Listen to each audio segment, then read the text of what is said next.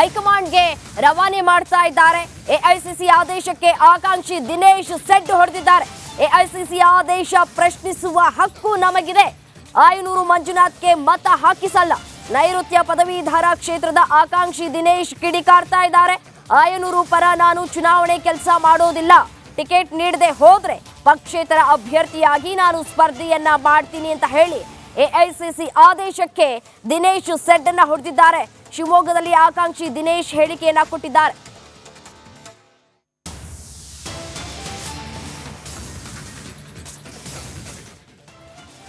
ಏನು ನೈಋತ್ಯ ಪದವೀಧರ ಕ್ಷೇತ್ರದ ಟಿಕೆಟ್ ಘೋಷಣೆ ಆಗಿರುವ ಬೆನ್ನಲ್ಲೇ ಅಸಮಾಧಾನ ವ್ಯಕ್ತವಾಗಿರುವಂಥದ್ದು. ಪ್ರಬಲ ಆಕಾಂಕ್ಷಿ ಆಗಿದ್ದಂಥ ದಿನೇಶ್ ಅವರು ನಮ್ಮ ಜೊತೆಗಿದ್ದಾರೆ, ಅವ್ರನ್ನ ಮಾತಾಡಿಸ್ತೇನೆ.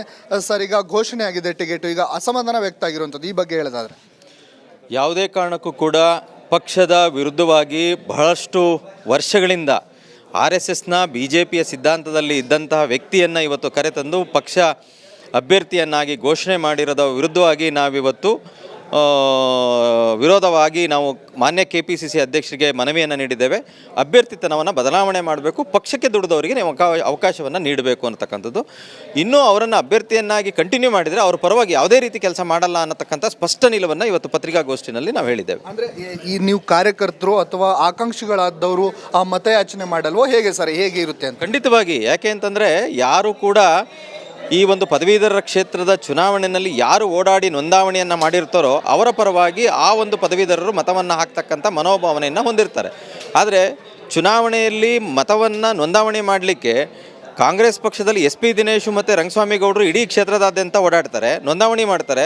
ಯಾರನ್ನೋ ಅಭ್ಯರ್ಥಿ ಮಾಡಿ ತೊಗೊಂಬಂದು ಹಾಕಿದರೆ ನಾವು ಅವ್ರ ಬಗ್ಗೆ ಚುನಾವಣೆ ಮಾಡುವಂಥ ಮನಸ್ಥಿತಿನಲ್ಲಿ ನಾವಿಬ್ಬರೂ ಇಲ್ಲ.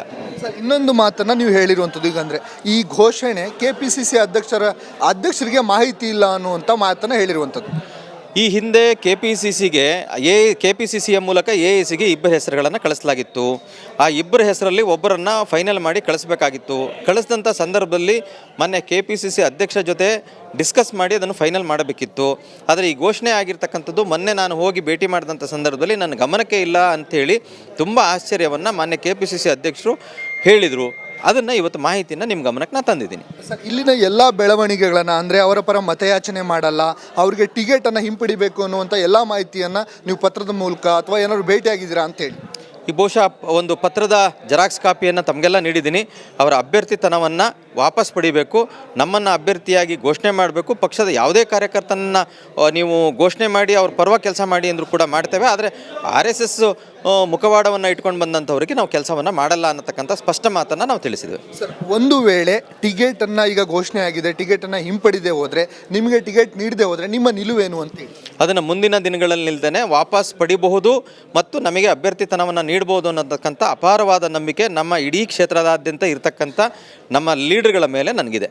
ಅಂದರೆ ಒಂದು ವೇಳೆ ಅವರಿಗೆ ಟಿಕೆಟ್ ಖಾಯಂ ಆದರೆ ನೀವು ಅವರ ಪರ ಮತಯಾಚನೆ ಮಾಡೋಲ್ಲ? ಖಂಡಿತವಾಗಿ ಮಾಡೋದಿಲ್ಲ.